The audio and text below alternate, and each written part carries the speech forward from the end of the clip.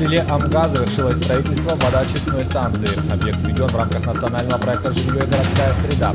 Эта станция позволит обеспечить районный центр качественным централизованным водоснабжением. В селе Амга завершилось строительство водоочистной станции. Объект введен в рамках национального проекта «Жилье и городская среда» по региональной программе «Чистая вода». Эта станция позволит обеспечить районный центр качественным централизованным водоснабжением. Забор воды будет осуществлен с колодца глубиной 16 метров у реки Амга в местности горы Короленко, откуда вода по водопроводу приходит наземным способом до очистной станции. Сама вода будет забираться с колодца, да, и подаваться на расстоянии 4 километра в эту станцию. Так? Эта станция будет производить очистку физико-химическим путем, получается, подмешивания реагентов, отстаивания, фильтрования, и уже будет получаться чистая вода.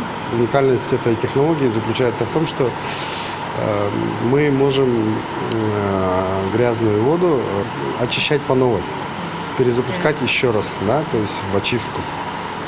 Вследствие чего у нас просто будет сухой остаток от реагентов, который будет вывозиться, то есть утилизироваться.